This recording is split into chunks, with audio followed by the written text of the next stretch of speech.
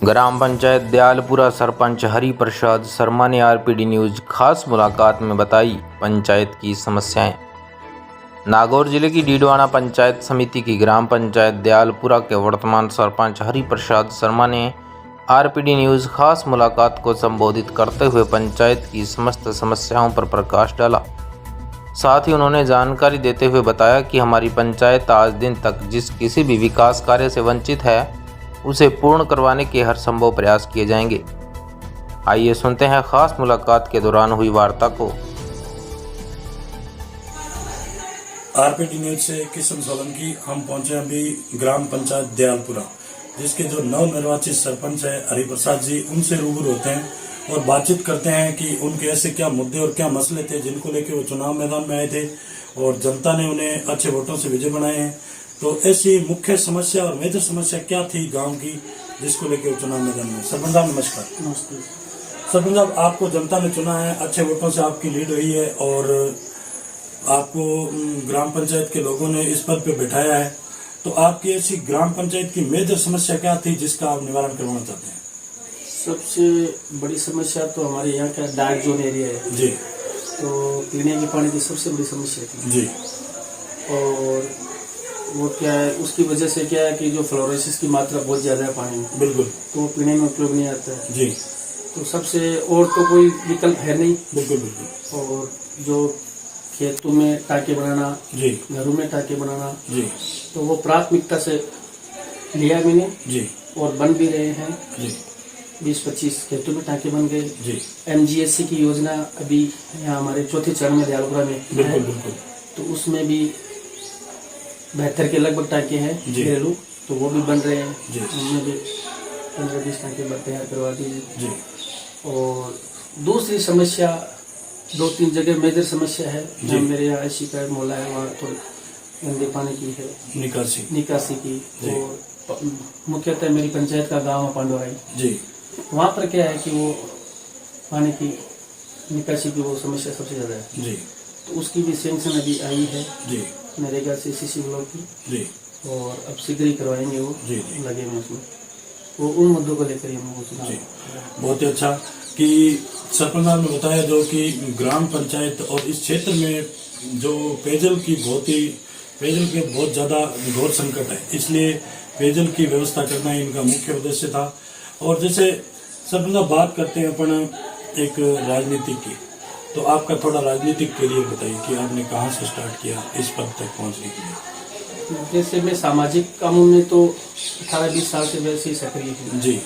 दूसरी बात मुख्यतः जन सेवा का काम रहा मेरा, वो टेंट का व्यवसाय मेरा। बिल्कुल बिल्कुल। तो उसकी वजह से सब लोगों से मैं जुड़ा जी, और धीरे धीरे आसपास के गाँव में भी जुड़ा और लोगों से जुड़ा हुआ, और वो सब समस्या देख कर मेरे को लगा कि चलो मेरे को राजनीति में जाना। बिल्कुल बिल्कुल, क्योंकि सेवा का सबसे बड़ा मौका है इसी में मिलता है। बहुत ही अच्छा कि सरपंच साहब ने जैसे देखो अभी बताया कि इनका एक पर्सनली टेंट का व्यवसाय है और उसके माध्यम से लोग इनसे जुड़े हुए हैं और लोगों ने इनके अंदर एक उम्मीद की भावना देखी भी, ये हमारे विकास करवाएंगे ग्राम पंचायत में, और व्यवहारिक आदमी है इसलिए इनको जनता ने चुना है और काम भी हो रहा है, विकास भी हो रहा है, बहुत ही अच्छा ग्राम पंचायत में चल रहा है।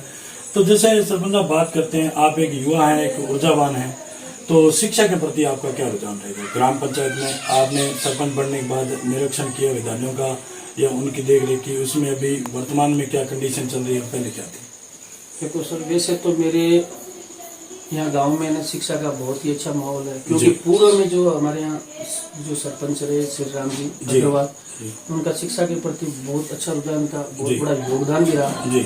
उनके समय में भी वो हमारी जल्दी विद्यालय क्रमोन्नत हो गई, उन्होंने बहुत अथक प्रयास किए और बिल्डिंग भी खूब लंबी चौड़ी है जी।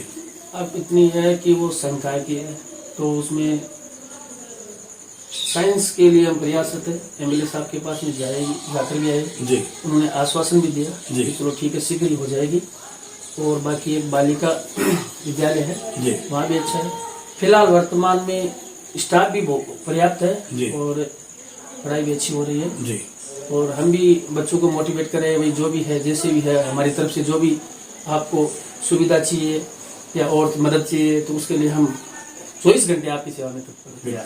बहुत ही अच्छा कि सरपंच साहब ने जैसे शिक्षा के प्रति अपने जो अभाव बताए कि शिक्षा के प्रति बहुत ही अच्छे इनके रुझान है कि शिक्षा है तो सब कुछ है। वैसे भी जो पीछे कार्यकाल में जो सरपंच पद पे रहे थे उन्होंने भी शिक्षा पे बहुत अहम ध्यान दिया था और इनकी भी यही कोशिश है कि ज्यादा से ज्यादा शिक्षा से लोगों को जोड़े और शिक्षा है तो सब कुछ है।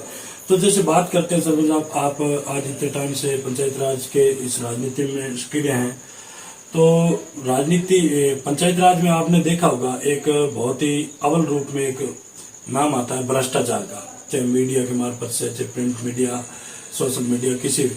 तो भ्रष्टाचार मुक्त करने के लिए आपके क्या प्रयास रहेंगे?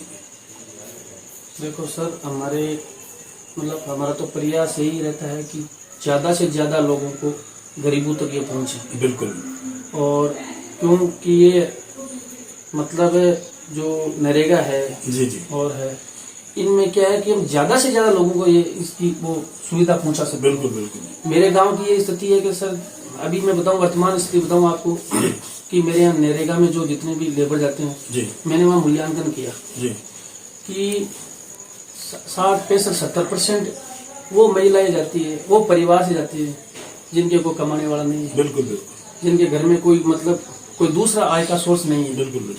तो उनको क्या है कि अच्छी मजदूरी मिले जी, और वो जो भी सुविधा मिले, अच्छी मजदूरी मिले और मिले, हाँ, जो उससे क्या उसका घर चल जाता है आराम से, इजीली।